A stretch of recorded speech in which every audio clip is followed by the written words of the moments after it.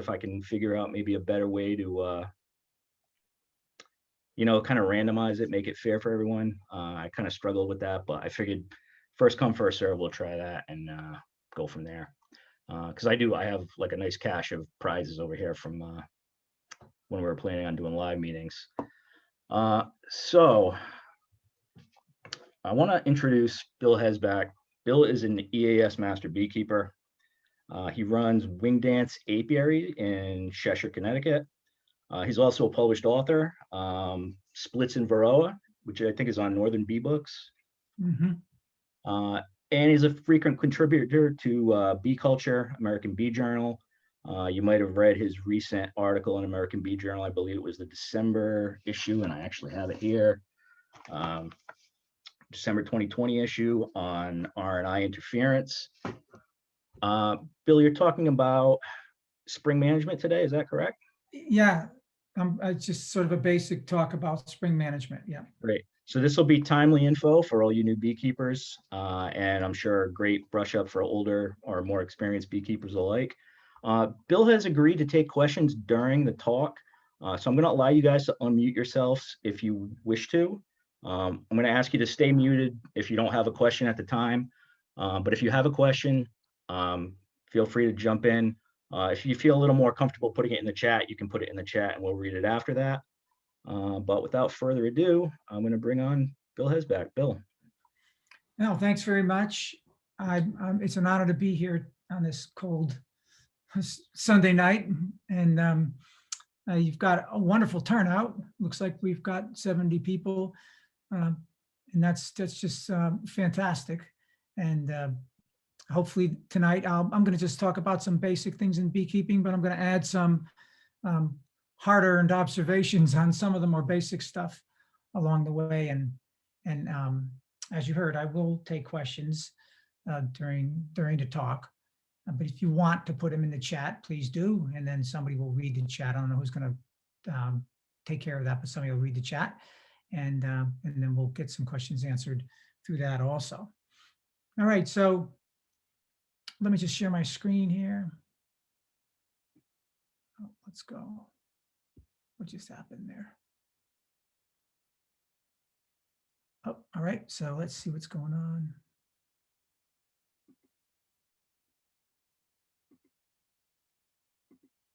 All right, can you see that?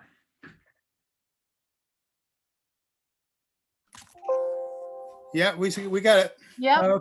Okay, great. All right, so I call this talk seasonal management. I've given this at EAS a few times, and it's got a combination of sort of, as I said, hard-earned observations, but also it's the synthesis of a lot of questions I've gotten over the years, and so I wanted to put them in one sort of presentation, and especially for newer beekeepers. But also there's some, I think you'll see some interesting things in it for folks who have been around for a while. So let's get started. So I'm calling this first thing skill building, which is basically a set of skills I think you need to be a beekeeper. And one of the ones that is overlooked a lot is a bloom calendar. And I'll explain a little bit more about that as we go on and how those work and how you can keep one. I'll actually show you mine, which is on an Excel spreadsheet that I've been keeping for a number of years, and how valuable it is during the year to lower my anxiety about what my bees are doing at any given time. And then this note keeping practice, this has really gone viral in the cyberspace. So there's lots of ways to keep notes these days. And there's also very simple ways, but whatever way you choose, I think a note keeping practice, if you've started one when you were a new beekeeper and then you've said, well, I don't have to do that anymore, or you've given up on the practice of keeping notes, I'm going to try to encourage you to get back in that game, because it's becoming more and more valuable as we battle Varroa and every other thing that we're trying to keep an eye on to keep our bees alive. And then learn how to determine a queen right colony. Now, for folks that have been around for a while, you're going to say, okay, I know how to do that, but I'm going to go over some ways for new beekeepers to actually determine if their colony is queen right without finding the queen. Of course, that's the thing most new beekeepers and beekeepers want to do, is see their queen. It's totally unnecessary to do. But and there are ways you can figure out if the colony's queen right without having to see the queen. And one way you need to do that is to learn how to see an egg in a cell. And folks that have been around for a while have a visual cortex memory of what an egg looks like in a cell, and they can pick up a frame. I'm sure some of your mentors can do this, and they can hold it, away from their face, and they can see cells, through a veil. And I mean, they can see eggs in a cell through a veil, and it's no problem for them. But this is a very common question that I get all the time, that beekeepers don't have a way to see eggs, or they can't see eggs, and they ask for help on how to do that. So I'm going to give you some interesting little apparatus you can use. Okay, and then, let me see something here. I'm sorry, I'm gonna have to quit mail on myself for a minute. Just give me a second here. Okay. All right, so I'm gonna go over this different instars of larval growth and give you a little indication of how you can tell their age, and hopefully an explanation of why you might want to do that. And then for the new beekeepers, we'll talk a little bit about what nectar and pollen look like in cells. And I'll talk about how they structure what I refer to as the energy interface between brood and nectar and pollen in frames, so that they can feed brood. So we'll talk about the actual physical structure of how the colony builds a brood frame. And then we'll show a couple videos, or a video on foraging for nectar and pollen. And then I have some little tricks I want to share about how you can evaluate a colony's temperament. Now, I've traveled extensively through Kenya, looking at top bar hives and regular Langstroth equipment. And there's a place where you can become very familiar quickly on a colony's temperament. But I have to say that they still, even in Africa, I've had the pleasure to be in some colonies that were way calmer and way less defensive than some in my own backyard here. But you can get this, but what I've noticed is that these little signals about temperament are the same if you're in Africa with really defensive colonies, or right in your backyard. So I'll go over some of those little observational tricks. And then this is one that I get all the time. Folks don't have a feel right away for a distinction between what an orientation flight and a robbing behavior. And they can actually look the same or similar, but I want to give you I'll give you some clues about how you can tell almost immediately the difference between an orientation flight and robbing behavior. And then try to get you to learn what orientation flights are, and how they and what you do about robbing behavior.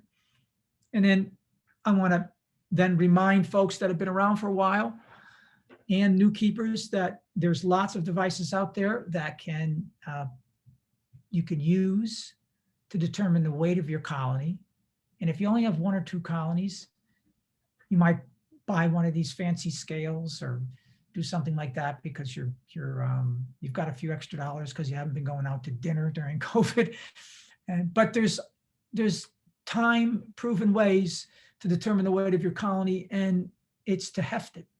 And hefting a colony is just a way to, you just lift it up off of its mount, and you feel it. Feel how heavy it is. And if you learn to do that, and you put that feeling in your note, you'll always have an idea of whether or not your colony is gaining weight or losing weight. And that's a really important characteristic to know about your colonies. All right, so a couple of philosophical statements I want to just start off with, to just sort of set the tone for what I think is most important about being a beekeeper. And I know, and I acknowledge the fact that new beekeepers would rather have a formula in the beginning to manage their colonies. And I get that completely because you're overwhelmed by lots of things, the biology and varroa and everything else. So what do I do? When do I feed? How do I check for varroa? And all of that, that's a formulaic way of keeping bees. And that works fine while you're trying to learn to keep bees. But I think that the real trajectory you should try to maintain is to trust your observation and go from, use that crutch of formula when you need to, then move to your observations, because that's when you begin to sacrifice your own sort of knowledge to bees. And the bees will then begin to lead you through what they need, and they'll teach you how to become an extraordinary beekeeper. So at some point you want to abandon that natural urge to look for a formula to manage your bees, and then become an observational beekeeper. And then an observational beekeeper moves from what they see in the biology, and they begin to understand then how the ecosphere is managing that biology. So bees don't do anything unless there's pollen and nectar available for them to build, brood, and survive. So those two are connected, they're yoked together. What's happening in the floral sources and with the pollen, and what's happening in your colony's biology are exactly the same. And if you learn to trust your observation about that, you'll become, you move to the art of beekeeping. So, and then the last one is something that I just have to constantly remind everyone of, and myself also, that anyone selling you a solution that that is going to yield superior results, just be wary of that. You know, whatever it is, there's lots of tendencies these days for fancier equipment than you might need. Also, some formulas for the bees' microbiome that we don't know much about at this point. So there's lots of things that have wonderful aromas that you can put in your colony that advertise that they will do marvelous things for your bees. Just remember that if somebody's standing in front of you telling you you're going to get superior results from their product or formula or whatever it is, just be wary, because beekeeping, as I mentioned above, is as much an art as it is a science. All right, so bloom calendar. And this is just, so I'm going to give you sort of examples of all of these things that I just went over. And a bloom calendar is a simple way to just begin to look at everything in the bloomscape that's occurring around you. And I'm going to actually stop this share for a minute, and I'm going to go and move into my own bloom calendar. So just give me a second, and I'll get back to you in a minute. And I'm going to put up my bloom calendar on a share screen, and let's see what that baby is.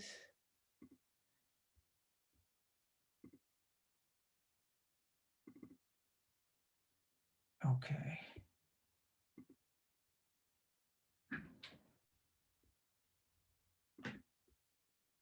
Okay, here's what my bloom calendar looks like for, I picked this one for 2016, so you can take a look at it. Is everybody, can you see that? Yep. Okay. Yeah. All right. So this is something that I've been doing, and I think it's one of the most interesting parts about becoming a more conscious beekeeper about what's going on for your colony. Is I've walked around in my sort of area where my bees forage and observed these plants and documented where I saw them and what time I saw them. And if I could find bees on them with pollen, then I just put the pollen color down. And the nice part about having the pollen color on the corbicula or the pollen basket of the bee, say on skunk cabbage, and your observation of it is that you get the true color, because if you look at the plant alone, the color of pollen inside a plant like skunk cabbage, say for instance, will look different when it's on a bee's pollen basket, because the bees, they mix a little bit of nectar with it, or they mix some saliva with it and stick it to their pollen basket, and that changes the color a little bit. So you know exactly what color skunk cabbage pollen looks like once you find it in the wild. So if you see here, looks like my skunk cabbage in 2016 came out in force around February 28th. So that's not really far from now. And the interesting part about a skunk cabbage, of course, is that it generates heat and it melts the snow around it. So, even if there's some snow on the ground at the end of February, you can sometimes see skunk cabbage burning a little patch through the snow, and you can see bees in there frolicking around and collecting pollen. So you can just go down this list here, and there's the March blooms that I get in my area. Silver maples, alder, pussy willow, crocus. Then the soft maples come around, box elder, which I haven't really located yet, but I know that there's some around. Colt's foot that I've found on the sides of roads around my area. And then, of course, all the April blooms, you can see that sort of ramps up a little bit. You get more April blooms than March. And then, of course, May is, between April to the end of April, all through April. Notice those blooms are at the end of April, 20th through the 25th, and then May. So that's where our flow is. See, we can get a decent, a nice flow by the end of May and into June. All right, so then you can just keep going and going and going. I go all through the year. I looked at when my basswood flow was, when my black locust flow is, which is kind of unreliable, but still there. Then if my orchards plant buckwheat, I know when they generally do that. And then when the plantains come along, and bees collect pollen from them, and then all kinds of interesting things happen during the year. And this is a delight to do. And it also, I have many years of this, and it also puts you at ease about what's happening. As a matter of fact, at the end of this, of course, we have the big 2 here in Connecticut, which is goldenrod and knotweed, and mugwort also. Mugwort blooms in that part of the year, and bees collect pollen from that in the fields around me. All right, so that's what a bloom calendar looks like when it's fully formed.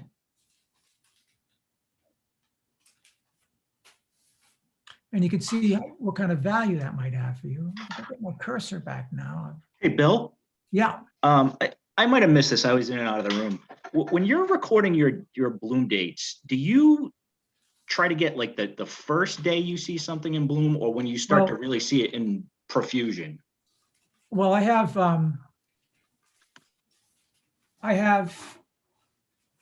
a start and end date on that calendar, but I just, so you want to try to catch the peak, but I've been, anxious about bloom and wanted to see when it first came out.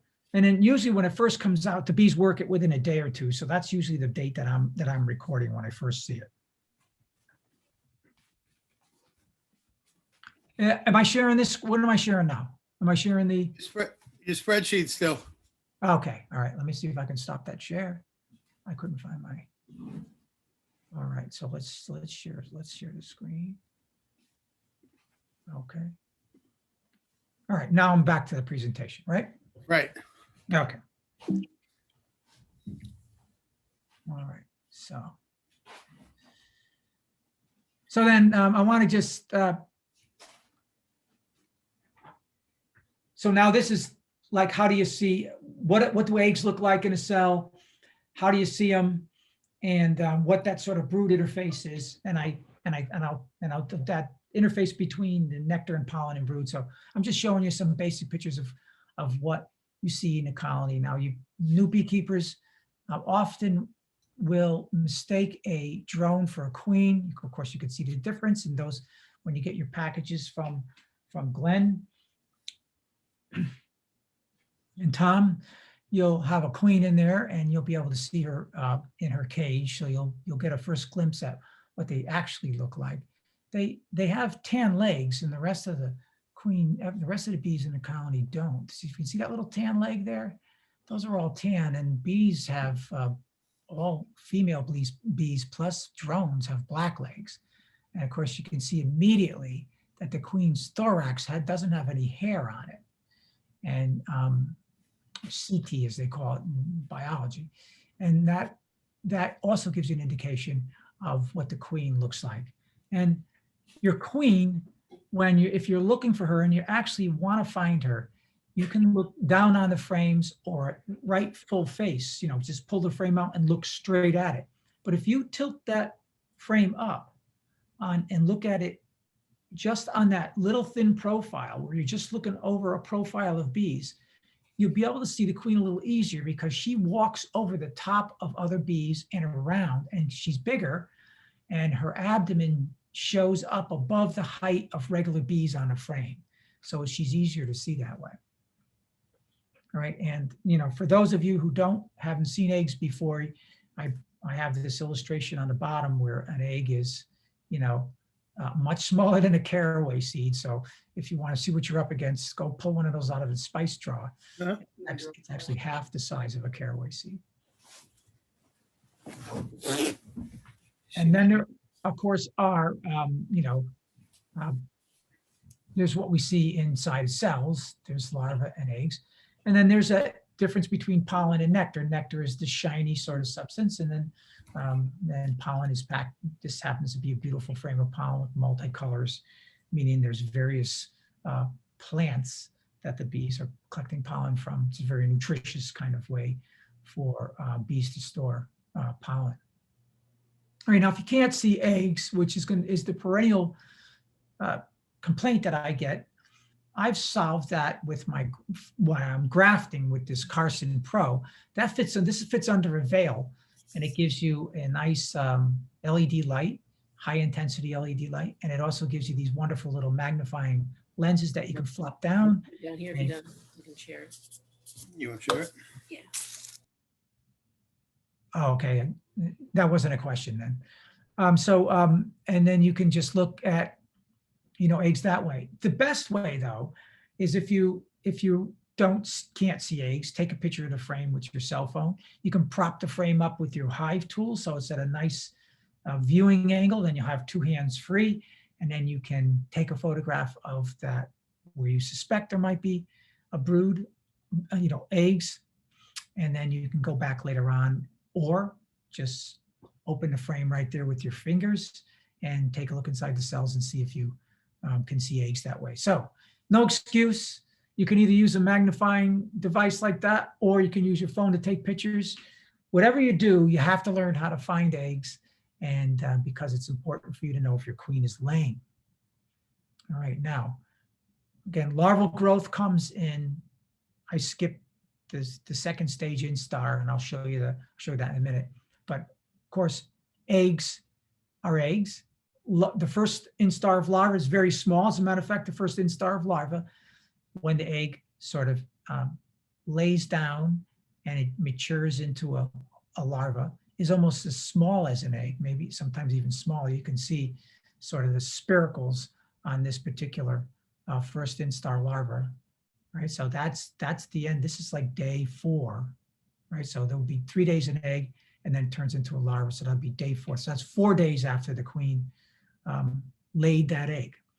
Now this is 2 days later, so it goes through 1 instar, almost a day. It's a little bit longer than that. But so you can see how much it's grown from the first instar to the 3rd instar.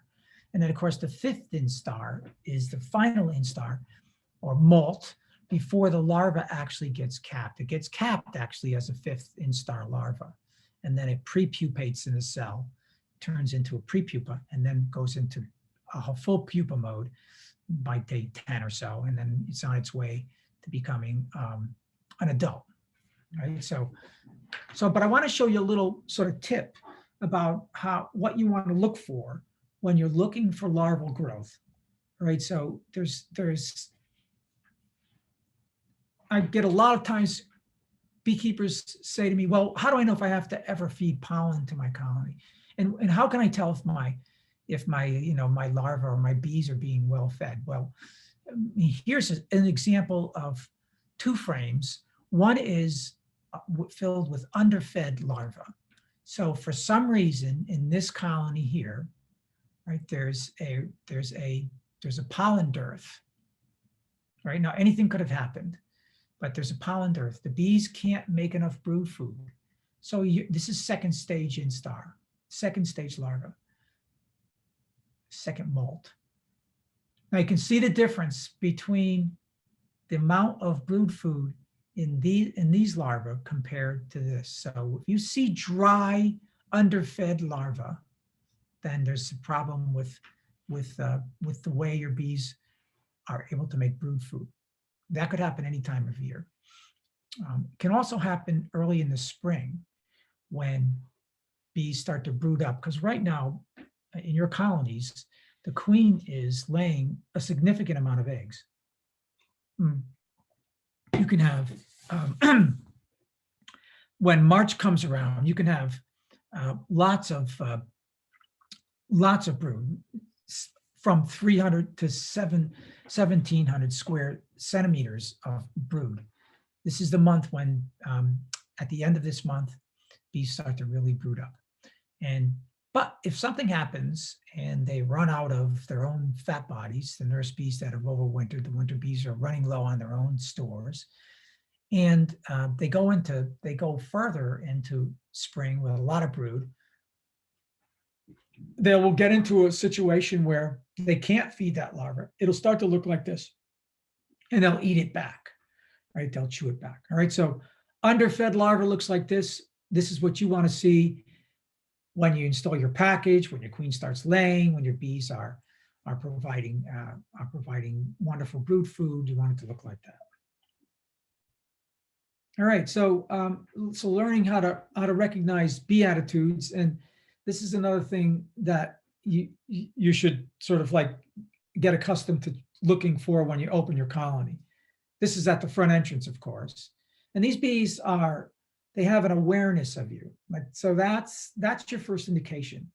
And then they do this little extraordinarily cute behavior where they just line up between the seams on bars like this and this, and they look at you. So these bees are not being defensive at this point. They're just aware that you are there. And now your first indication of whether or not these bees will be controllable with smoke is to give them a little. So you just give them a slight puff of smoke. And if they turn around and head down from the top bars and they sort of disappear into the seams or bee ways, whatever you want to call them, then you can see, okay, this might be a colony that's a little bit on the defensive side or awareness side. They know I'm around, but they respond to smoke. Now, if they don't move once you smoke them, then you can get ready for a little bit more of an interesting encounter with them, where they might need a lot more smoke to control, or maybe they don't respond to smoke at all. So first step in determining what the bee's attitude is this little thing. Some bees, by the way, when you open them, they don't line up like this at all. And those bees usually turn out to be very, very, very docile and not very defensive at all. And of course, this is a guard bee. Now, this is a posture that is just delightful to see. I think that bee looks great. I mean, just ready to go to action. You know, like they lean back like that. They're usually on the landing board. These are usually guard bees or sentinel bees. These are different than soldiers. There's a different bee. These bees alarm the colony or keep other bees that don't belong in that colony from coming in. The warrior bees, if you will, are the ones that leave from this position and go out and try to sting any predator that's coming around. Skunks, bears, humans, you, the beekeeper. All right, so that's the alert position for a guard bee. This is just they know you're around. All right, so what does foraging look like? Let's take a look at the behavior of foraging. This is something that I can just watch this for hours, and I'm hopefully that you folks will take the time to relax in front of your colonies, especially for new beekeepers when you install your packages. And if you're going to probably get them at the end of March, maybe early April, there'll be floral sources around, and you can see by my bee calendar that there will be some for them available, and you'll see pollen coming back. And it's something that you can recognize right away when you look at the front of your colony and see bees coming back with their pollen baskets filled with pollen. So let me show you the flight of what that looks like. Is that video playing? Yeah. Yes. All right, so you'll see bees. It's hard to see them, but you got to concentrate. When the video stops, you'll see their corbiculas are filled with pollen.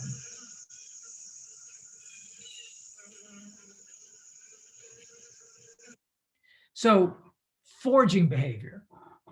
So that's what foraging behavior looks like. A beautiful sort of rhythmic landing on the landing board, and then just the bees with the pollen walk right into the colony, right? There's no jurisdictional problems here. The bees they belong to that colony. They're going in and out of it. It's a wonderful thing to watch, especially on a nice spring morning. And this particular bee over here, the reason I'm showing these two side bees is this one, of course, is a pollen forager. And you can tell because I'm sorry, let me get back to that. This one is foraging for nectar. And the way you can tell is if this particular bee is backlit. And another question I always get from beekeepers is, well, how do I know if bees are bringing pollen back into my colony or if there's a flow on a pollen? Well, you can tell if you get behind your bees or at an angle where they have to fly through the sun to get into the colony, and you can see in them, just look at that section of this bee's abdomen. If you can see that color right there, that's filled, that bee's honey stomach has stretched to occupy about between 60 and 80% of its abdomen. All the rest of the organs in the bee's abdomen in this bee are smashed down into this area here. And this is all nectar that this bee is foraging for and will come back and deliver to the colony. All right, so nectar forager on this side, and how you can tell is that their abdomen is extended and it glows if you can get sun behind it. Pollen forager, you can see that abdomen is tight and small. It's not extended. You don't see any sunlight through it, and so that's how you can tell who's doing what. Now bees do both, but some are specialized in pollen foragers and some are specialized as nectar foragers. All right, so robbing then is a completely different scenario, right? So there's foraging, which we just talked about. Then there's orientation, and I'm going to show you a video. The video on the right is from an unfortunate person who decided to put their bee colony on their front porch, which I recommend that you never, ever do. But this person did it, and I happen to have this video of bees leaving this colony and then going on orientation flights. So they're trying to figure out, where they are in the sort of ecosphere and where this colony is, and they're memorizing their little landmarks and where the sun is and where the colony is, and you'll see even where the dog is later on. So this is what orientation flights look like. A little bit more frenetic, a lot of energy in it, right? The bees are doing these circles around, and they're trying to, and you see them walking around in the front of the colony.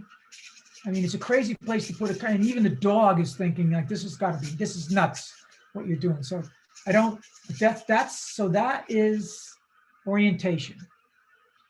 Now I'm going to show you the next video I'll show you is robbing, right? And I want you to just make this mental distinction between what orientation is and what robbing is. I'm going to give you a couple more hints on orientation in a minute also, and how you can always tell it's orientation. But some people get confused with this behavior, which is robbing. You can see sort of the difference. There's bees on the side seams of this box. There's a different sound of the way that bees are trying. The bees are totally attacking this colony, trying to get into the. I put some blue tape over there to stop them from trying to get it underneath the honey super, and you know, you get near them and they're crazy. And so it's a completely different. I'll show you that behavior again. Right. But I think you can see how it might be confusing for a new beekeeper to figure out the difference between robbing and, say, orientation. So, Bill, I don't know if it's just me, but whenever someone plays video, like in a PowerPoint through Zoom, yeah, the frame rate is always super choppy. all right. So I don't know that this is going to show very clearly. Does it show very clearly to other people? Or not? Or is it really choppy? No, it's I fine can for see what's me. going It's on. choppy, but it's okay. Yeah. Okay, maybe it's just my connection. It could be bandwidth, but what I didn't do is I didn't, so I could stop everything, go back and figure out if I optimized this. There's only these 2 videos, so it doesn't really matter much. But yes, you in Zoom, you should always optimize your sharing, your share screen for video. And then it does something different. I don't know what it is. I'm not sure if I did that this time. I apologize if I didn't. And hopefully if people with bandwidth got it. But anyway, so there's the difference between the 2. And what happens with orientation is, and you're going to see this with your package when you install it, and orientation usually takes place at a given time of day. And my observation is that orientation usually starts earlier in the beginning of the season. And then as the season goes on, orientation gets later and later. But what orientation doesn't last very long. It'll occurs and then it stops. So maybe it'll occur for, like, if the sun first comes out after it's been raining for a while, you'll see orientation flights because thousands of bees have been born in that colony while they couldn't fly. So they'll come out and they'll orient right away. So you can see orientation occurring at a certain time of day, usually in the late morning. Then it moves. It starts to shift to midday, then early afternoon through the season. But you always, so make sure you know that, make sure you make a mental note of when you see this occurring, and you'll be able to know immediately that that's okay. That's orientation, it's not robbing. Now the other thing is robbing doesn't occur unless there's a dearth on. So if there are floral sources, like if it's early in the season and there's plenty of floral sources around, and you notice that there's nectar building in your colonies, it won't be robbing unless you encourage robbing or cause it in the yard. But during times when there's nectar, there's usually not. That usually occurs during the dearth. So those are the signs. Dearth, you're going to get some robbing. The other times, it's likely to be orientation. Now, you can stop robbing or run your colonies all year with robber screens. And that's, I don't know if I have any pictures of those, but somebody can look that up. So you can use robber screens, or you can reduce the entrance to 1 bee space. That's if you're in this condition here with bees robbing like crazy. Or you can put a wet sheet over the colony. So, but what I suggest you do is, this is not a thorough presentation, or it's a presentation on robbing. So go and do some research on that. So if you get into this situation, you're going to want to stop it. And like I said, you can use robber screens. You definitely have to reduce the access to the colony, because in a strong robbing situation, they can kill a colony. All right, so let's move on to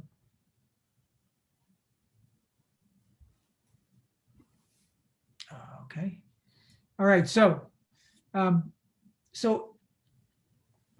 we're talking about the first year now with yard management, and I'm sure your group has, or you're in the middle of your bee schools now. I think that's right, and they've talked about how you have to manage your bees during the first year. I'll just review a little bit of that. Of course, if you're getting packages, and even if you're getting nukes at this point, when you first install them, you've got to feed them white 1-to-1 syrup, and that's equal parts of sugar, and water by weight.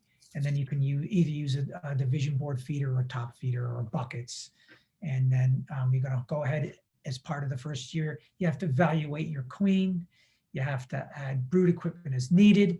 And then you have to continue use, look over, continue regular inspections. Now, you're going to be looking for weak colonies or queen, or in the case of a new package, a queen that's not laying or is a drone layer, or that they're superseding. So there's some things we're going to talk about a little bit. Here's some feeder options. That's a top feeder over there in the top,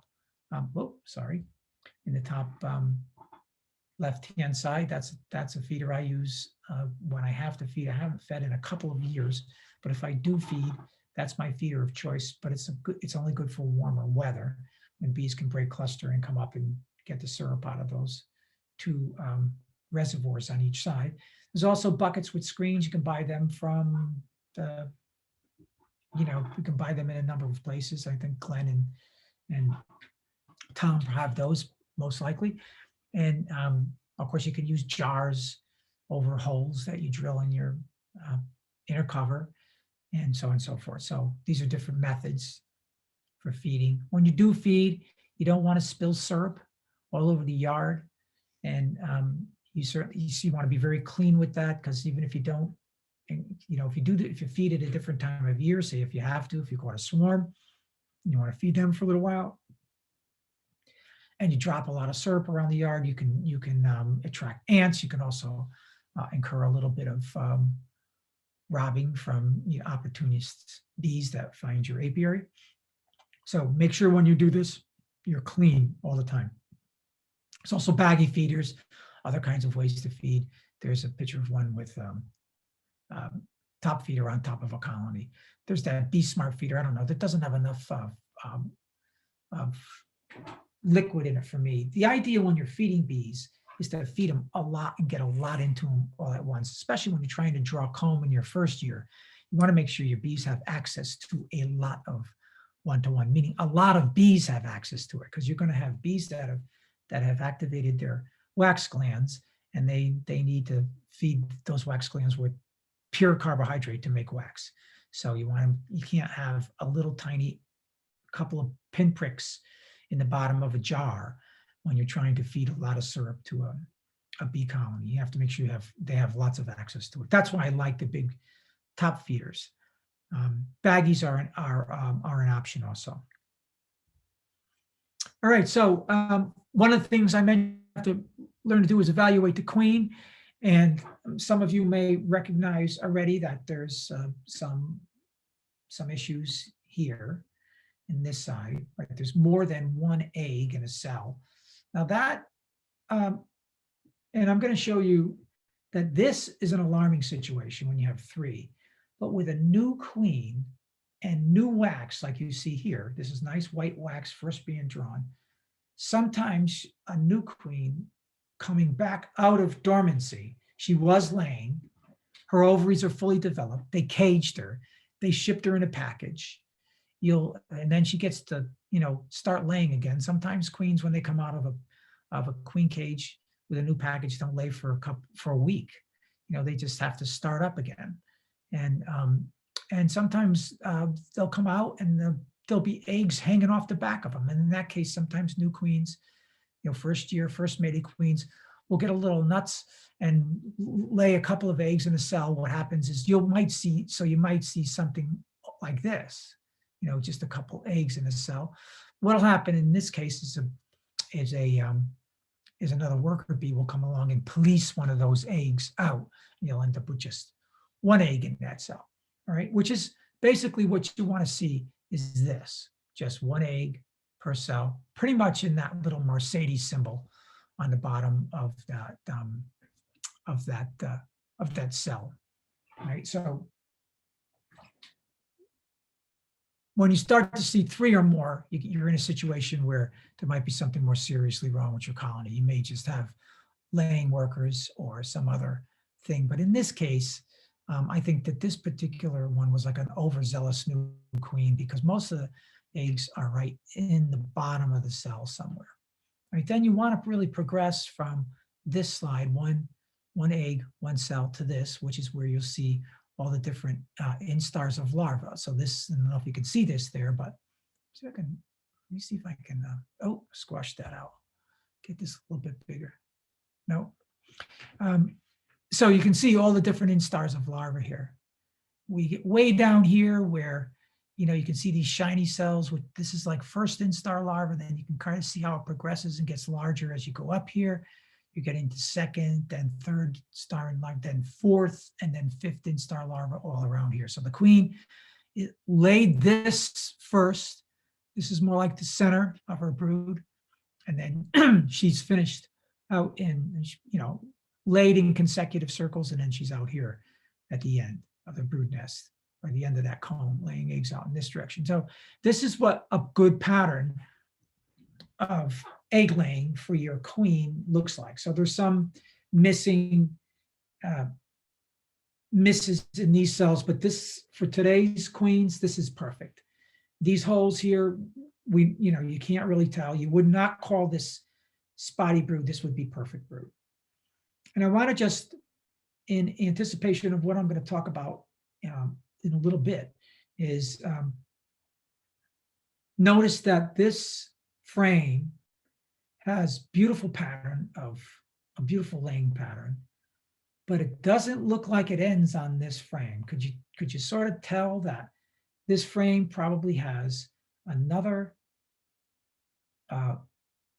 beautiful pattern below this on the frame in the box lower, in the lower box? So if you had two brood boxes and you pulled this frame out of the top, you can see that this is not actually, because it's so abrupt and there's still curves on the end here, that this obviously continues on the frame just directly below this frame.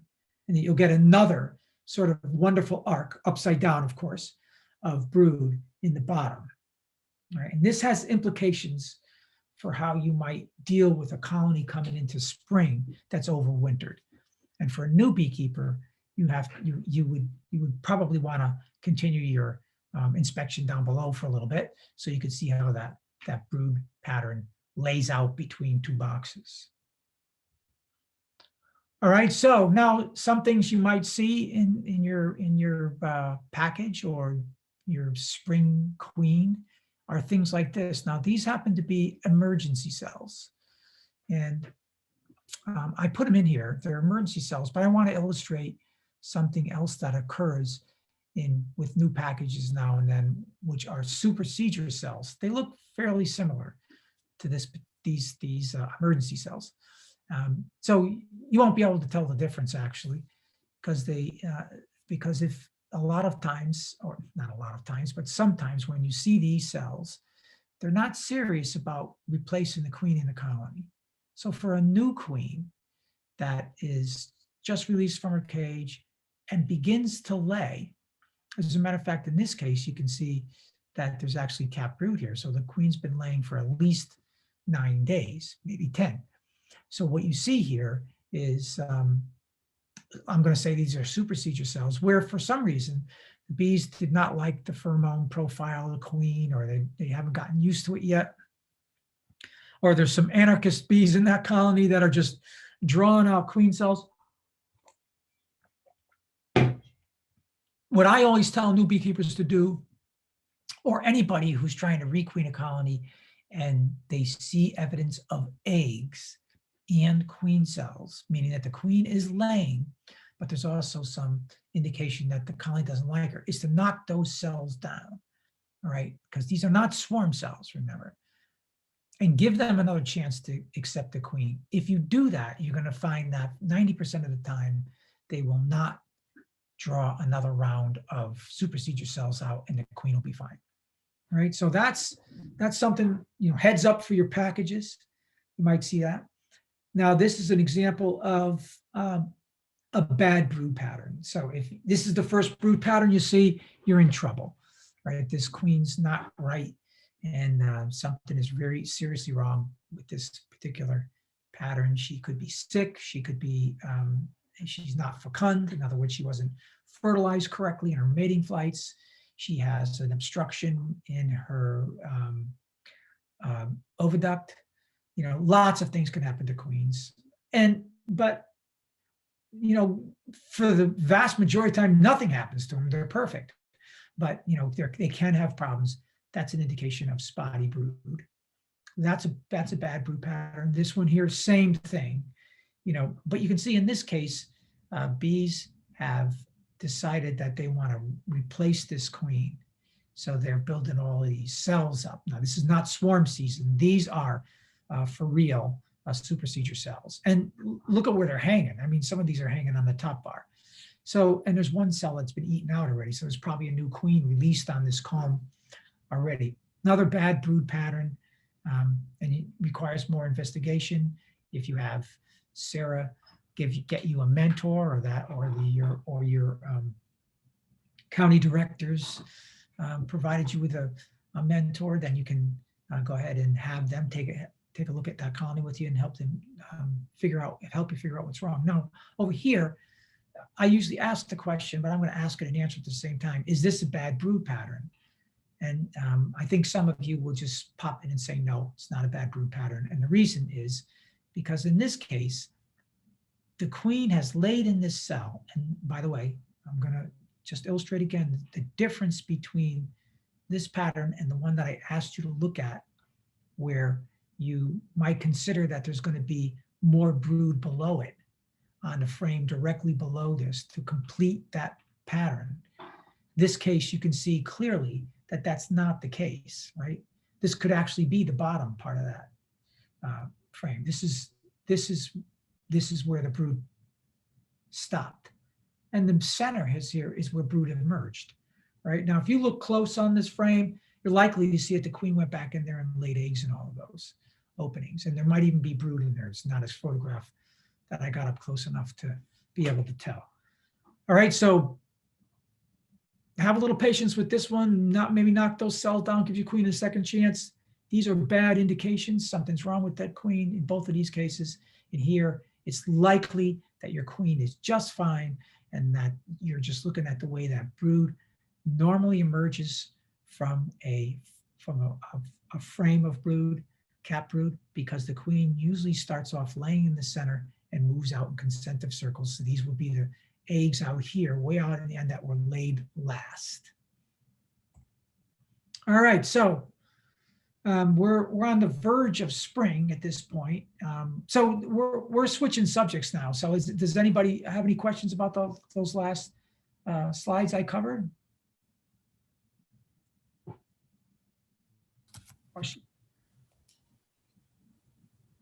We got nothing in the chat. Okay, so Dark queen.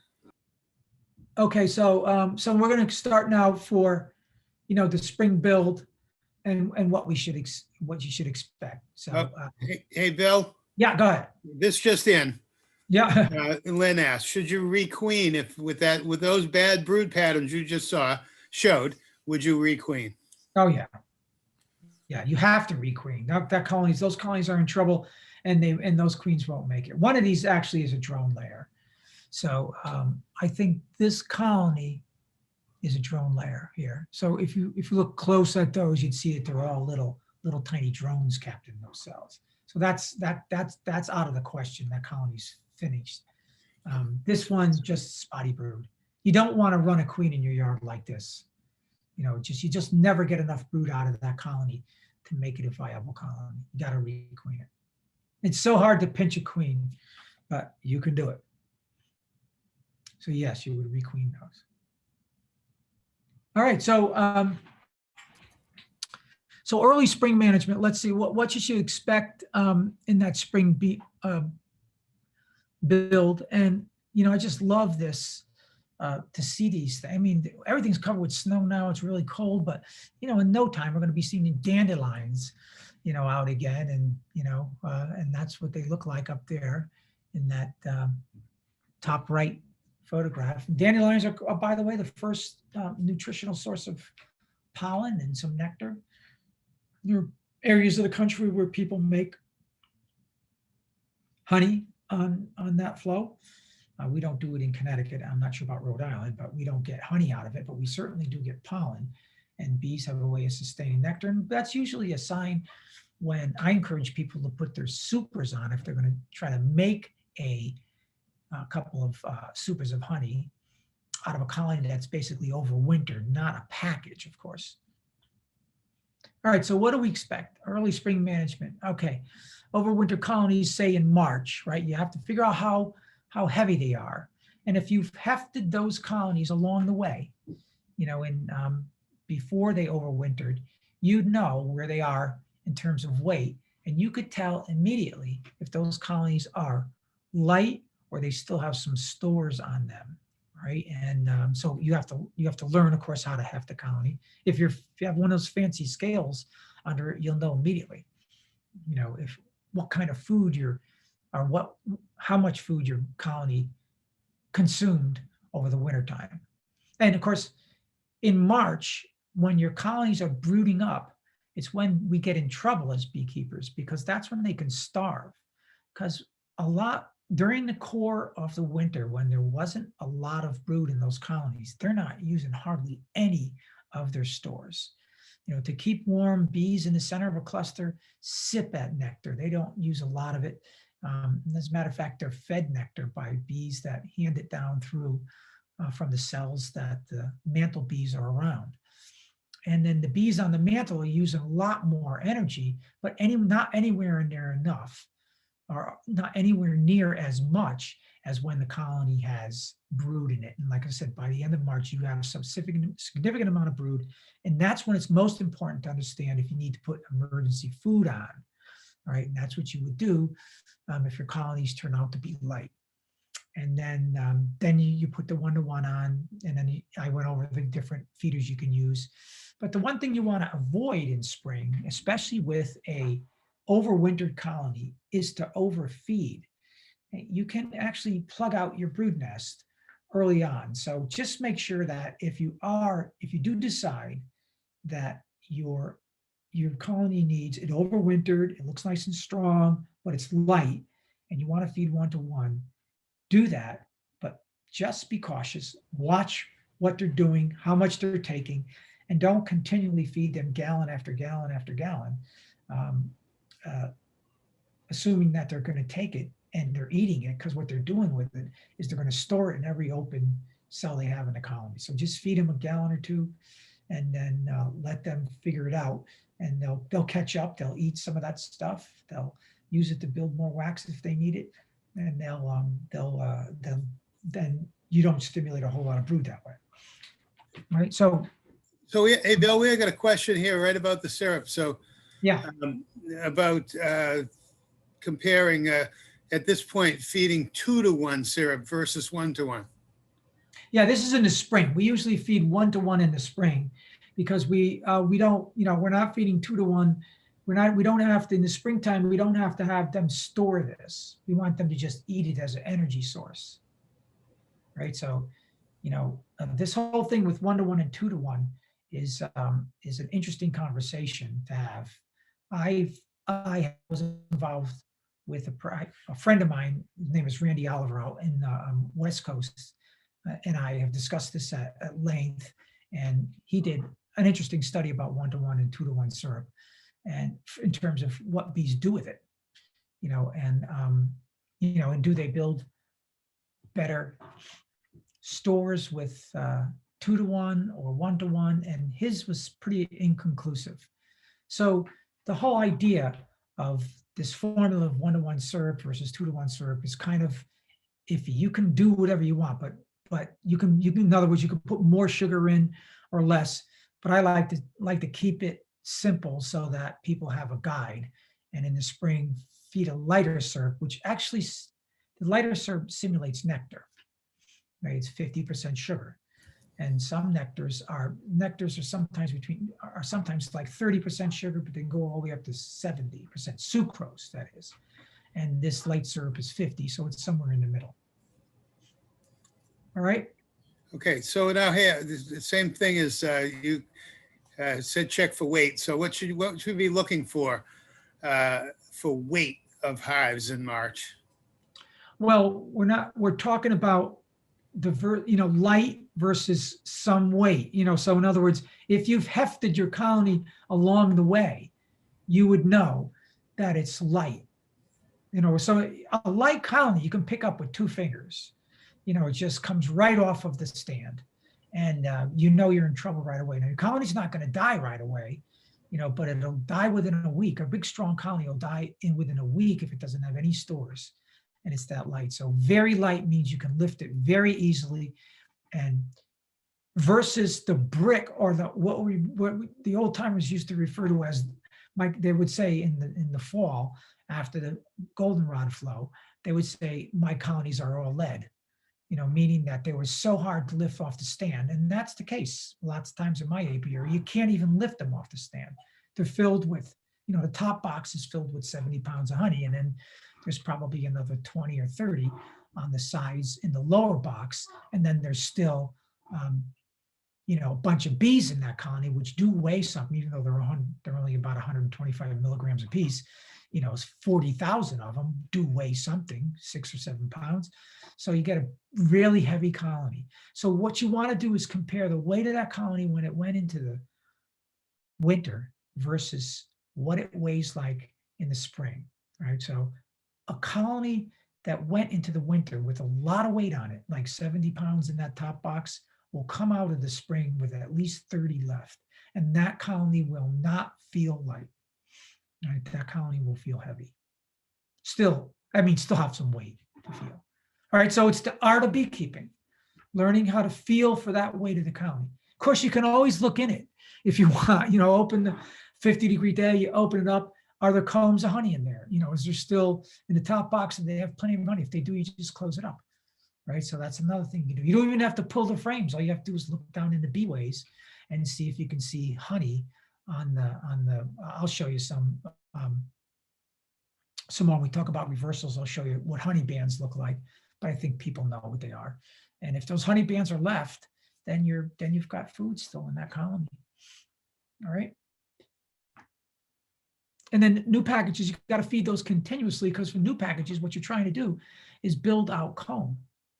Right, you normally with packages, not nukes now, with packages, you should, if you can, or if you want to, a package is an ideal time to build new comb for yourself. Now you might have some old comb left over, and you can you know, put a couple frames of that in, but you know, because if your colony died and you have some drawn comb, you want to use it for your packages next year, that's fine. And you can use all drawn comb if you want. That gives your bees a head start. But if you're starting new as a new beekeeper with packages and your colonies only have foundation in them, whether or not it's plastic, or you've spent your winter as an ambitious new beekeeper wiring all wax foundation into your frames, like I did for years and years, then you have to feed them to get them to draw comb. All right, and because you only have that flat foundation in there, and your packages will do that, but they need syrup to do it, and they have to feed them constantly or continuously until they draw 8 or 9 combs out in that first box they're in, and then even feed them after that. So when you add, because then you'll add another box, and if you're still in the foundation mode in the second box, you have to continue feeding them while they draw comb in that second box. All right, so new packages, continuous feed until they don't take it anymore. And a lot of and depending on your year, and I don't know what Rhode Island is actually like for blooms, but you know, sometimes the flow will start and even a package won't take any more syrup down, because bees will always forage. They don't stop foraging just because you have a jar of 1-to-1 syrup on them. They forage anyway. That's what they do. And sometimes they will discontinue taking down syrup in favor of the flow. And then that's when you stop feeding packages. But for the most part, you got to keep feeding them until you draw all 20 frames out. All right. So then now we're talking about the spring build now. For an overwintered colony, of course, you're going to see that the colony's population just continues to grow, and then they're not going to have enough room for drone, because you didn't give them enough room. Because what we've done when we keep them in these sort of unnatural situations of keeping them in Langstroth boxes, the foundation that we provide for them. And the old comb that's drawn is usually brood comb and not drone comb. So bees find interesting places to put drone comb. And one of them is they build these little shelves on the bottom bars. These are problematic in a couple of ways. And I try to discourage beekeepers from keeping these in their colonies. And the reason is that you can, when you try to take this frame out and it has this big shelf on the bottom of drone comb, it's very easy to roll bees with it on the adjacent frame while you're lifting it out of the colonies. And, lots of, experienced beekeepers refer to this as drone killers. I mean, they're queen killers. And what they'll do is they'll lift their box up, their top box up in the spring, flip it up on its end while it's on the bottom box, stabilize it so it doesn't tip the whole colony over, and then go along through the bottom and cut some of this drone cell out so that they can extract at least their first frame, knowing that they're not going to roll the queen when they do that. All right, so bees will put drone comb any place they can. They're trying to get to a place where they have a natural balance of drone to worker bees in the colony. But this is sort of, when you keep bees in a Langstroth box, you've inherited an industrial beekeeping system. And in that industrial beekeeping system, as I said, we try to discourage drones. I mean, I don't, in my colonies, I like to let them draw out drone comb. I give them a drone comb to do that with, by the way, and that'll stop some of this. And so they'll also build it between the frames, between the top bar and the bottom box, say for instance, and the bottom bar and the top box. And you'll see that when you try to lift it out, you'll break that comb and you can see drones laying on the top bars of the lower box, right? Just laying there. The other thing I wanted to mention to you on this frame is that this is nothing you see in this spring all the time is this baby right here, called whatever you want to call this. We call them queen cups. They're referred to as buttons. The more scientific beekeepers will call them queen structures. It's what bees do in the spring. And they mean nothing, but they are defined by, the scientists that looked at this a long time ago, including Winston and all of the prominent scientists that wrote the early beekeeping biology books that we still follow today, is that these queen cups are the first sign that the colony has intentions to build queens. So meaning that they're going to start, they might swarm or try to reproduce, right? So you will see these queen cups all over the place. Yes, they are the first sign that the colony is in the mode of swarming or beginning to think about swarming, but they don't mean anything if they don't have, then in the next slide, I'll show you exactly when they become really important to you. Right, so that's a queen structure, cup, button, whatever you want to call it.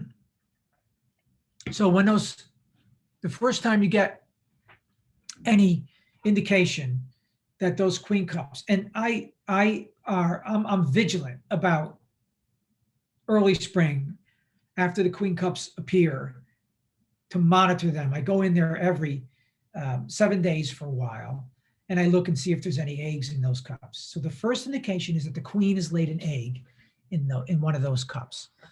Now, that does not mean that the colony will swarm, and it doesn't mean that the colony that egg will turn into a larva. So if a queen goes around and lays in the queen cups, and the colony is not concerned about swarming at this point, they'll be policed out.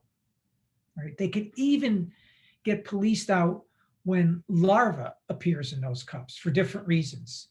Weather, whatever hormonal signals occurred in the colony to start swarming have disappeared, whatever happened. So this is a sort of give and take between eggs and larvae in those cups. But I will tell you with certainty that once you see larvae in those cups, it's rare that they back off. There are circumstances that they will, but the first sign that you know that your colony is going to swarm for sure. I mean, it's actually not the first time, but the other signals are more subtle.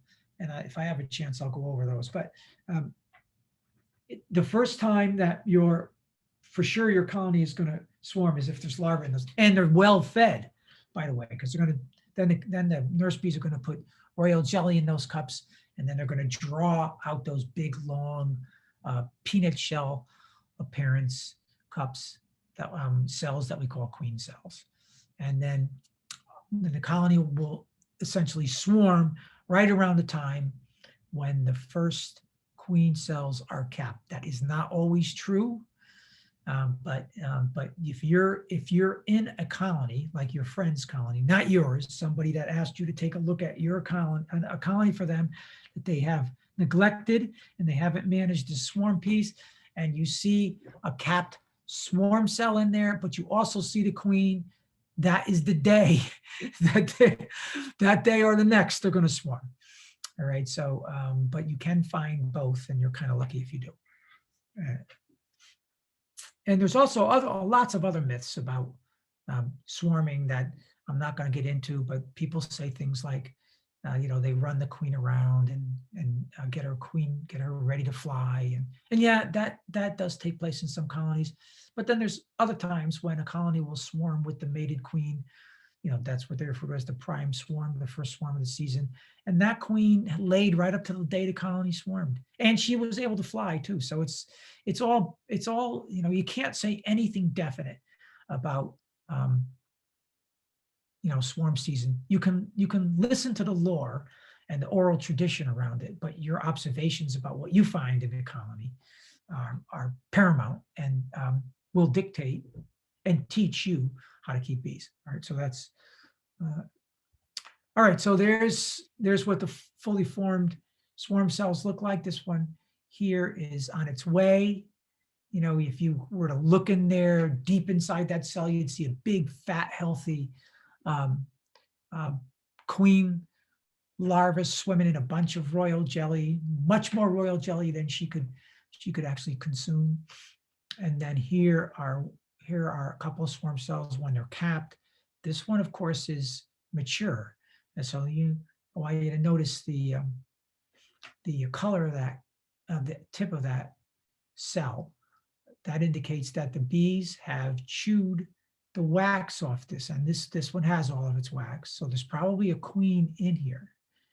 This one is likely that the queen's already emerged, and because they just unhinge that cap and they flip it up and they leave, but then it flips back down, and it fools beekeepers all the time because that might be an empty cell, right?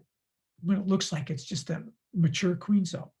A mature queen cell looks the same way, because when a queen is going to come out of a cell, the worker bees around it, chew all of the wax off to help her. And so what you see exposed here is just a cocoon. And she has these extraordinary mandibles that she uses to surgically make a nice slice around this perimeter, this border between what is the exposed silk and the wax on that cell. And then she can flip it out and come out. Flip it open and come out. All right, so during this, there's back to yard management during the season. There's this whole lore about reversing the brood boxes. This comes from the tendency or the observation that bees like to build up. I will tell you that it's not necessary to do. And some beekeepers think that this might discourage swarming, but your bees will reverse themselves if you give them enough time. All right, but if you're insistent on doing this, I'll show you in the next slide how not to do it. And then you can open up the brood nest. These are yard management things, and this If you have a real crowded brood nest coming into the spring, you can move honey frames around. You can insert empty combs on the edges. You can add supers early, and lots of them. And now this is drawn comb supers now, not supers that need to be drawn. I'll show you when you put those on. And then you can equalize the apiary by moving brood around also, but you have to make sure it's not diseased. And then the new colonies, we already went over that. And if somebody wants to cut and paste, oh, you can't do that. I'm the only one who can do that. I can't do it now. I'll put that in the chat. That link to my friend out in Honeybee Suite. So I'll put her. She's Rusty Berlow. I went to the University of Montana with her to the Master Beekeeping school out there, and she has this column. I don't know if some of you follow Honeybee Suite or not, but she has this interesting take on reversing boxes in the spring, and you should go look at her site and see what you think about it.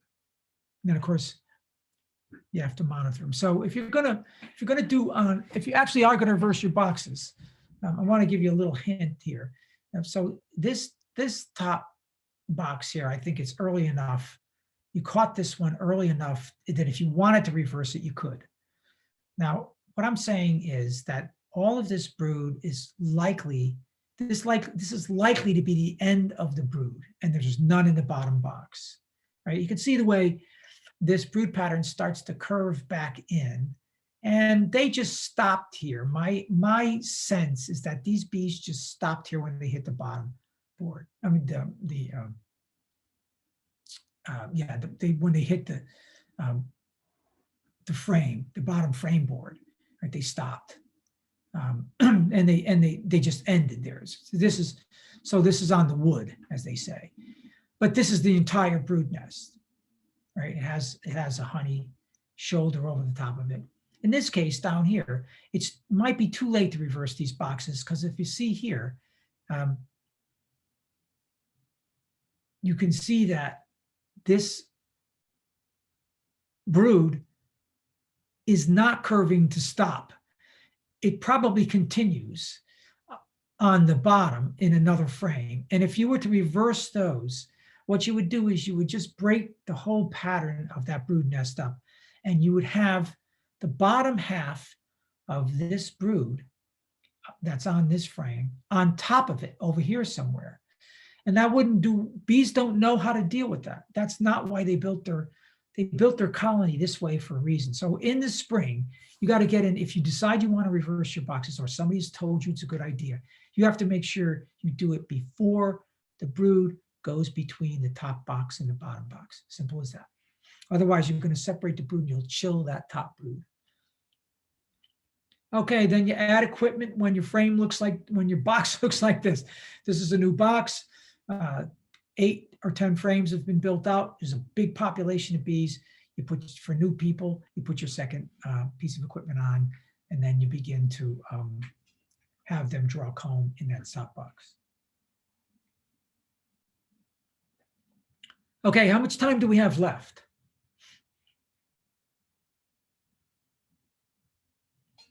It's 8:30, Bill. So, I mean, you be the judge. How much material do you have left? I got a little bit to go, but do folks want to hang in there, or you want me to, move on to wrap it up, or you want to just keep going? I mean, I think we start at 7. I mean, we usually do about 8 hour and a half, maybe. So yeah, if you want to go for another 15 minutes or so.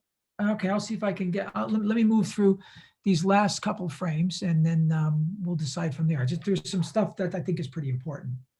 So let's just do that. All right, so how do you know when there's a flow on? And this is something that you're gonna need to figure out. And you'll see this in a number of ways. There's lots of intense foraging. Best way is to look inside the colonies, a lot of uncured nectar in there.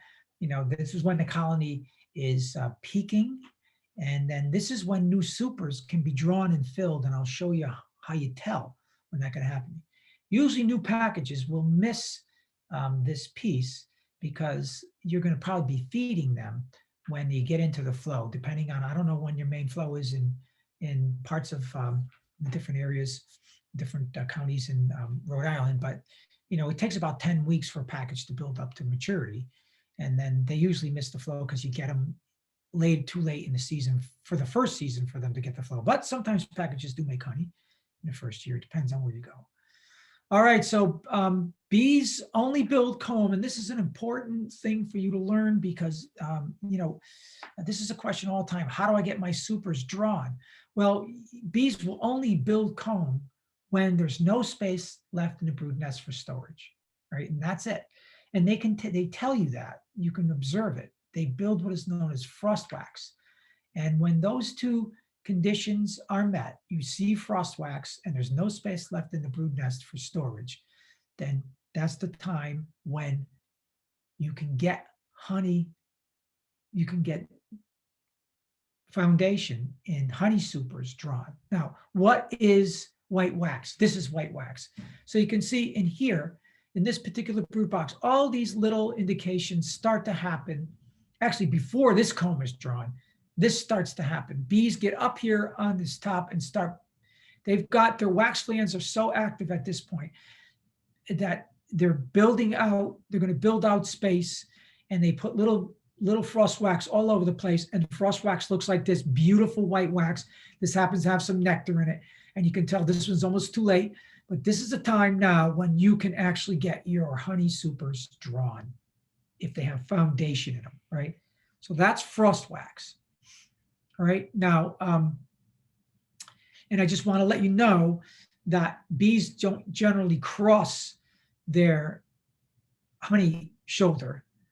That usually defines the size of their nest. So if you wait too long and you've got a lot of honey stored in a band across the top of the frames already, it's not likely that that the bees will walk over that honey band to start drawing out comb. So if you're in this situation, you've got to give them a little tunnel that they can work on the supers with. So what I do is I move a little bit of this brood aside and put a couple of drawn combs, or you can even put foundation in there, just a way for the bees to move past this honey shoulder and up into the supers so they can start drawing comb for you.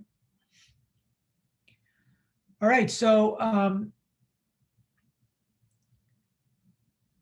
okay, so I think we went over some of this already. And I'm just going to skip by this. Yeah, I want to make sure you don't get, you're going to hear a lot about this checkerboarding. I don't think you should do that. You get really strange combs sometimes. And if you do it, you can't checkerboard. You have to checkerboard with drawn comb that's really flat so that the bees, it's been drawn really well. So that checkerboarding is when you put in a drawn comb, then a foundation, then drawn comb, then a foundation, drawn comb. A lot of times your bees will just ignore the foundation in checkerboarding. So if you do decide to checkerboard and you've read about it, people tell you about it, make sure you understand how to do it and make sure you observe what's happening after you do your checkerboarding, because sometimes it just flat doesn't work. All right, so let's see. All right, so you're gonna look, go ahead. The question on with the last slide there. Yeah. So when you have that honey shoulder and you want to let them up into your super, what about scratching that capping off? You can do that. They'll get busy at taking that nectar and putting it in other places, but it still doesn't provide them with a way to get up, a free way to get up, and they'll still consider that honey. So when I want my supers drawn, I make sure I give them a path with no honey up there. So you can try scratching it and see what you get, but I wouldn't risk it. I would just put something else, like even a frame of foundation would work. All right, we talked about these spotty patterns. You can see them in early summer but they could even be disease. So I'm just going to spend this one slide to tell you that, and I just want you to let you know that healthy brood and brood fruit, healthy brood always looks beautifully pristine, white. It never is yellow. It doesn't have any kind of twist to it or anything like that. Those are signs of disease. Call your bee inspector. If you see anything like that, your brood should always be pearly white. All right, and then there's a bunch of, there's like, let me see where I'm at now. Okay, all right, so this is basically in the middle of the summer. I'm just saying that, you know, you have to look through and make sure that she's doing well early summer, that your colony is building nicely, and that you maintain your water sources and look for signs of swarm. We talked about some of that already. And then I want to just emphasize, no matter where you get your queens from, I know that Glenn always has wonderful queens from Oliveris, and I've had some of his, and they were wonderful. But you know, all queens perform on sort of a bell curve. There's going to be a percentage that fall on either side of that bell curve. The majority of them will be in the middle and perform beautifully, but there's always going to be queens that underperform, and there's always going to be queens that overperform. You might get one of them. Observation will tell you what the difference is. You could get a perfectly beautiful looking queen, and she's just on the bottom of that performance scale. So that's something you have to be aware of, and you might have to get rid of her. All right, so late season queens that are well mated but they won't lay as much, and they won't perform like young queens the following season. So, you know, you got to think about requeening your colonies a lot. All right, so now when the dearth comes along, we talked a little bit about what robbing would be, and I'll show you some robbing screens. And I went over all of this again. And but I did find I mean, I went over this all earlier. You could observe wasps around your nests, and they can become like a little sign for you that maybe that colony is failing, because a good colony will be able to defend itself against wasps. I have found that wasp traps, now you might object to this, that you buy with the pheromones, if you put those around your apiary in early spring and you catch the overwintered mated ball-faced hornets and mated wasps, paper wasps and so on, they'll go in them, you'll trap out those queens, and you will have a very, very clean wasp yard all season. All right, here's an example of a robber screen. This is one you can buy. You put it on the front of the colony. These little doors where the bees go in and out of colony. Bees that have the scent of the colony will always be able to find it. Robber queens won't go in here. They'll just keep banging against this screen, just trying to get right in, because they don't have the scent of the colony. They don't know where to find it. This is a homemade, same version, but it's homemade. There's plenty of plans. Look on the internet. And you know, for new beekeepers, it wouldn't be a bad idea to put these on and run that way. Okay, so then after the harvest, if you're going to take a harvest, you're going to have to feed a little bit, and then you can leave. What I'd like to suggest you think about doing is taking one crop of honey at the end of July, say for instance, or whenever that happens in Rhode Island, and then leaving that second crop for the bees. Since I have two that I can harvest from here in Connecticut. One is a lighter honey I call my spring honey. It's actually not, it's a misnomer, because you know the spring honey goes to brood rearing and wax building. But you know, it's the honey that you first get off the colony, say at the end of July. At that point, I harvest my honey. I put my stickies back on so the colony cleans them. Then I store my supers, my honey supers, and I leave my colonies in the natural state and let them from then on all through August, September, till they stop foraging in the middle of October around where we live. Whatever they store up is theirs to keep. I don't take a fall crop. I found that fall crops affected my winter survival. All right, so how do you know your bees are alive over the winter right now? Well, you know it because your bees will fly when the temperature's right. And note the date of those cleansing flights and the temperature outside, so you get an idea when to look for them. dead bees on the landing board or in the snow out in front are a good sign. It means that there's undertaker bees in that colony that are doing their job.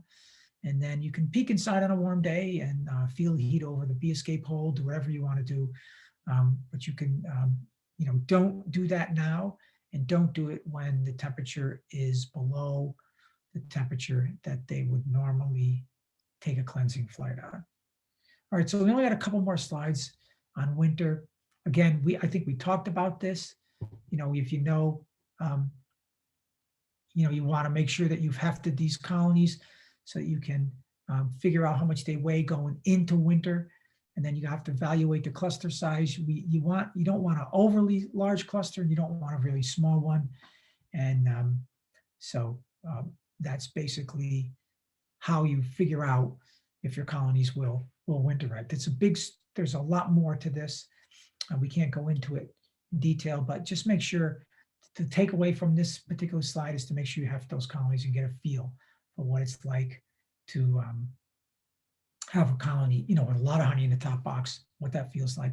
Make a note of it, and then you'll know during the winter how your colony is doing in terms of stores. And then we're back to basically the first slide when we started with skunk cabbage, which is one of my favorite plants, and then silver maples, which basically spring into life right around the same time as skunk cabbage. It's just a little bit later in the season. And then brood rearing ramps up again and starts all over again. So I'm going to leave it there. So are there any questions?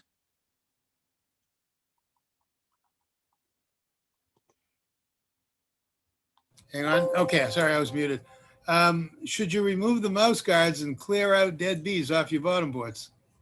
I don't know what kind of mouse guards you have. If you can remove your mouse guards, you should make sure that there's an open alleyway for bees to get out of that colony. So if a lot of bees have died, some folks will flip their wooden mouse guards upside down so that the entrance hole is on the top third, not the bottom third of the bar.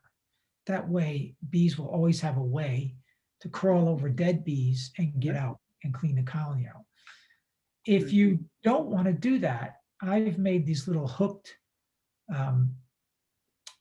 gadgets that you can slide in the mouse guard. I mean, if you remove the mouse guard, or if you have a way to get in there and then pull bees out that are dead on that bottom board, you can do it that way also. Right. So yeah, you should make sure that there's a clean entrance for bees to get out. And the simple way to do it is to flip your mouse guard upside down. All right, it looks like somebody needs an explanation of counting bee seams. Oh, counting bee seams. All right, bee seams are just, when you look at a box, the seams are the spaces between the top bars. And they also refer to as bee ways. They've always been referred to as bee ways, and lately we've called them seams. But so that's what they are. And a seam is when you look down, you can count one seam of bees if it's filled with bees between those two top bars, right? So, and then you can actually see when that stops. It's not so hard to tell because you start looking across the colony and you'll see where that stops. And then you can say, all right, the two ends where it stops account for one seam because they're only one-sided, and then the other ones all count for two. So, I mean, you should come out of the fall with between, 3 and 5 seams of bees. Or out of the winter, excuse me, not out of the fall. You should come out of the winter into the spring with 3 to 5 seams of bees. That would be a good sized colony. One that you could expect to swarm, by the way. All right. So earlier, when you switched over to the second presentation, if you will, Yeah. you were talking about the one frame that you thought was a drone layer, but it had super Seizure cells on it. So Stephen asked, will workers build a queen cell around a cup if it had a drone egg laid in it? Yes. So it's a last ditch effort for bees, that particular case, it might have been, that colony might have had, I don't know what the condition of those swarm cells were up there. I know that one was eaten out. And so that might have, that queen might have emerged. So that colony may have swarmed, or they superseded that queen, and then she died and never came back to the colony. And then the colony went over to laying workers. So those are drone cells, or she was in there and she was a drone layer. But when bees are hopelessly queenless, and I did this as an experiment once, they will, as a just having all the faith in the world that they could raise a queen from an unfertilized egg, they will, not in mass, but they will occasionally, once a larva has been fed a while, they will draw that queen cell out. They usually do not cap it though. And it has a, unfertilized egg in it. Okay, and then it looks like the last question I see here is, at this point, should we be checking our sugar boards and adding sugar if needed? Well, only if you can get in there. If you get in there at this point, if your colonies feel light, if the colony feels light, by the way, and don't slam it down this time of year either, because if your colonies are in cluster, you don't want to bang the bees down into the bottom. You don't want them to fall off the edge of the mantle, because then they wouldn't be able to move and get back up, because the bees on the edge of the mantle are coolest, and they can't work their flight muscles, and they're on the verge of a chill coma all the time. So their abdomens are around 48 degrees, and their abdomens are around 50 degrees, and their abdomens are around 48 degrees, and their thorax and head is somewhere around 50 degrees. So they won't go into a chill coma because they can still operate their indirect flight muscles. But their abdomens are so cold that if they fall down, if you bang the colony back down when you heft it, and they fall off the edge of the mantle, they're not likely to be able to get back up and get back to the cluster. So that would be dangerous. So be very gentle if you heft your bees this time of year when it's cold. And then of course, when it gets to be where they're taking a cleansing flight anyway, that's the time for you to look and see that what kind of storage you have, if you want to physically look at it. Temperature, 50 degrees. Okay, that looks like it.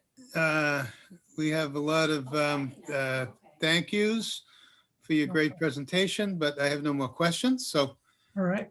I would like to thank you on behalf of the club besides. Okay, great. Very informative. I'm glad we asked you. Yeah, I hope you got something out of it. And I try to keep it practical, for some of the beekeeping skills you need, that's.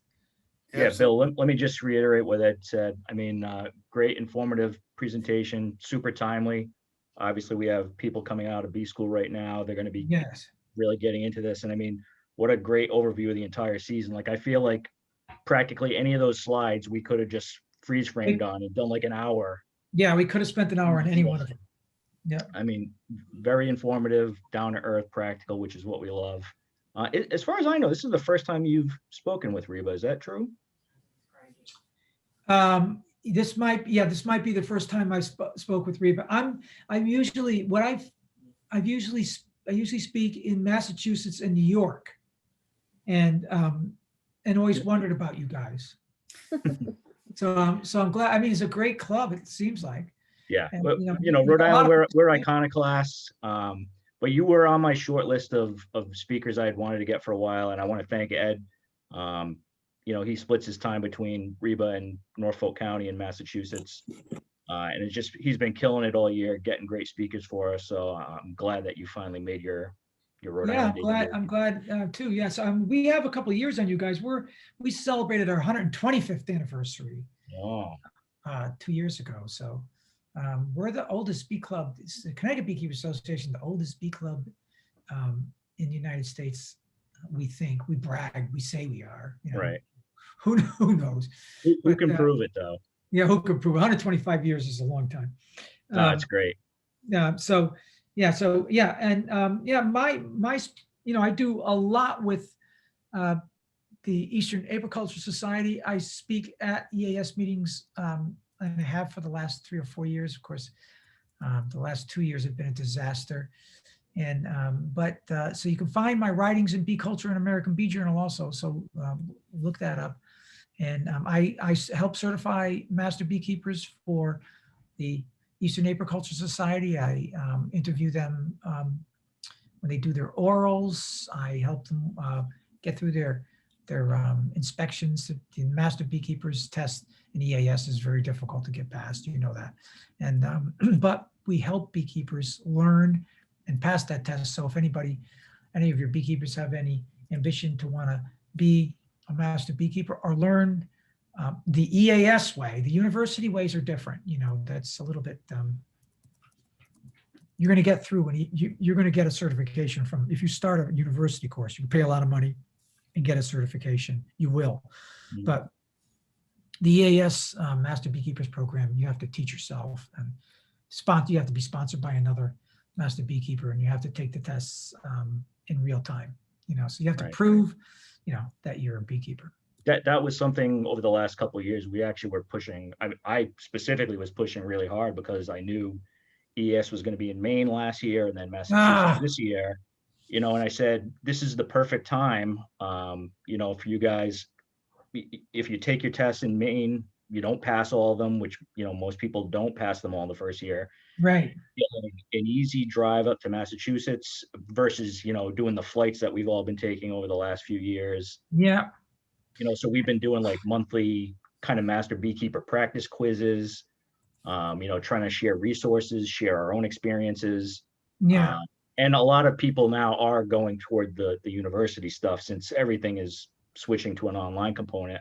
I know Ed right now is in the Cornell program. Yeah. But yeah, as an EAS master beekeeper myself, that was what I was really trying to push.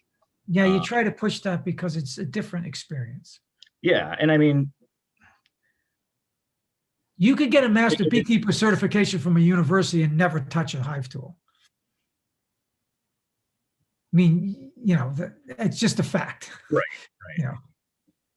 Yeah. Well, But yeah, Cornell it's unfortunate that the Cornell has visits, right? has hands-on. Yeah, Cornell has hands-on. They decided to do that, which is good. But the other ones don't, you know, so. those seem more geared toward people wanting to learn versus obviously we know the EAS program. You have to go there being ready to answer anything. You know, Yeah. they're not teaching you the material. It's all self-taught, self-guided, Right. which, like you said, it's a different experience. It's a different experience. But what's good about the university experience is, especially if you go to, like, say, the University of Montana or something, they give you a in-depth course on how to negotiate your way through scientific studies, the literature. You know, how do you evaluate good science, good bee science from bad, and how do you read them? Where are the resources? And that's you know, that's pretty good. You know, if you want, you know, I'm a scientific beekeeper. I write about the science of bees, and I love to read the studies, but you have to learn how to do that. And the university courses give you a good feel for that. Mhm. All right. Okay. Cool. All right. Listen to me on, I don't know if you listen to the Two Bees in a Pod. Have you guys ever listened to that from Jamie Ellis down in Florida? Big proponents of that. Good proponent. Okay. So I did a session with him 2 weeks ago, last week. I did a podcast on bees, and so that'll be on. So you'll hear me there. Great. Look forward to it. Okay. Okay. Thanks again, Rhode Thank you. Island Beekeepers. See you guys. Thank you. Have a nice evening. Happy Thank you. Valentine's Day once again, and we'll Yeah. see you in March. Thanks, Bill. See you.